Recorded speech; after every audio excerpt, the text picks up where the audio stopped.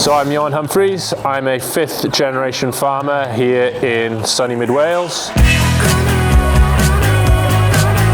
I'm currently farming just shy of 1,000 ewes, about 20 cattle and 32,000 free-range hens. I took over the family farm 11 years ago when I was 20 years old. So unfortunately my dad got prostate cancer.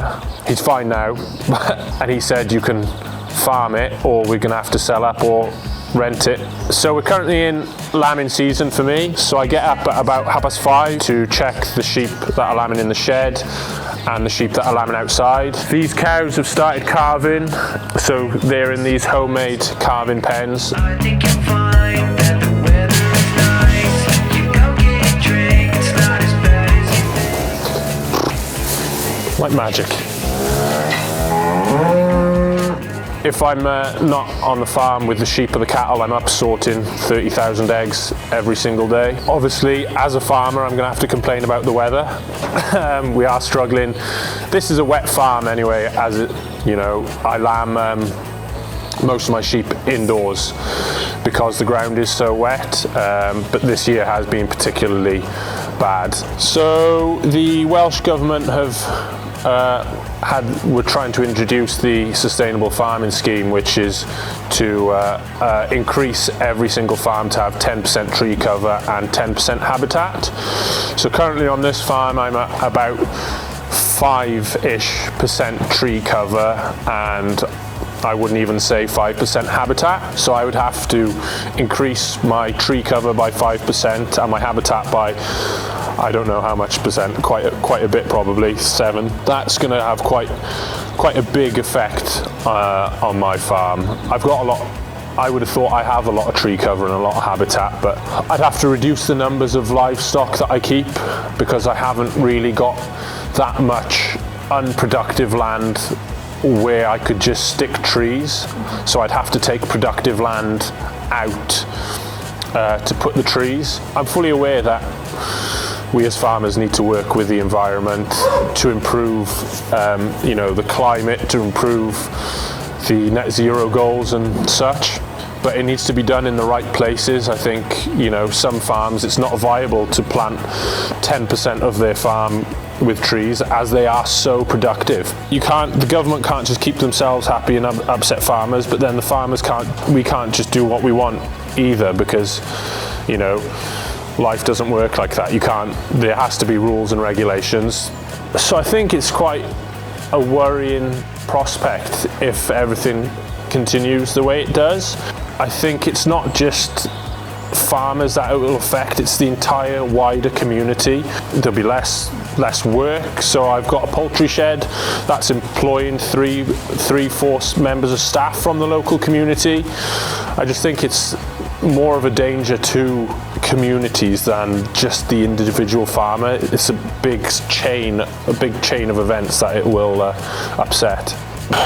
It's a difficult one really, isn't it? Because I sell not far off 12 million eggs every year. So they have to go to a supermarket because I can't physically sell them 12 million eggs every year. Look at what you're buying, make sure you're buying a British product. It could be a little bit more expensive, but at least you know that it's top quality, it's being produced to the highest standard in probably the world. My social media is is very raw. Absolute stinker of a quad bike. I can't even. Oh, that's a lot of egg. You know, people say watch out for the wet hole. I knew where the wet hole was. So I show, if something good happens, I'll show the positives. But if something bad happens, if I make a mistake, I'll show that as well. And I think we need more of that on social media instead of, the sunshine and rainbows part of farming, not only for the consumer and the public to understand, but I think for other farmers' well-being, the public will appreciate farming more if they can see the good along with the bad, because I get things wrong a lot. I've only been farming for 10, 11 years. So I'm still learning. I still get a lot wrong. So I think people deserve to know what goes wrong. And I think through social media, and if more people do that, show the ups and downs, we can improve as an industry. The stereotypical farmer now is an older gentleman. You know, the stereotype isn't even a woman farming, is it? It's an older gentleman with a limp and a flat cap walking around. There's a lot more young farmers, a lot more women coming into farming, a lot more my age. And I think we need to push that out more to get rid of the old farmer with a piece of straw in his mouth and a flat cap. The more campaigns like Shout About Farming, the better. We need to get the day-to-day lives of farmers out there. We need to push agriculture for consumers and for the general public to understand where their food comes from and why they should be buying great British food.